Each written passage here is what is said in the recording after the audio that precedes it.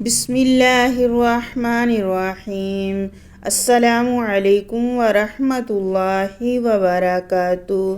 حضرت ابو ہریرہ رضی اللہ تعالیٰ عنہ سے روایت ہے کہ نبی اکرم صلی اللہ علیہ وآلہ وسلم نے فرمایا، اللہ تعالیٰ فرماتا ہے، میں نے جس کی پیاری آنکھیں چھین لیں اور اس نے اس پر صبر کیا اور ثواب کی امید رکھی تو میں اسے جنت کے سوا اور کوئی بدلہ نہیں دوں گا۔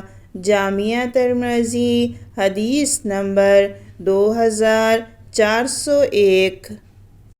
حضرت انس بن مالک رضی اللہ تعالیٰ عنہ کہتے ہیں کہ رسول اللہ صلی اللہ علیہ وآلہ وسلم نے فرمایا، جس کا مقصود زندگی آخرت ہو، اللہ تعالیٰ اس کے دل میں استغنا و بے نیازی پیدا کر دیتا ہے اور اسے دل جمعی عطا کرتا ہے، اور دنیا اس کے پاس ذلیل ہو کر آتی ہے۔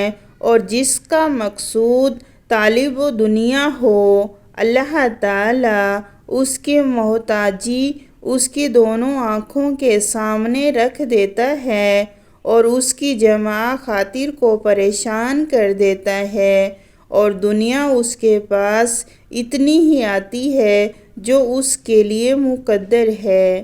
جامعہ ترمذی، حدیث نمبر 2465۔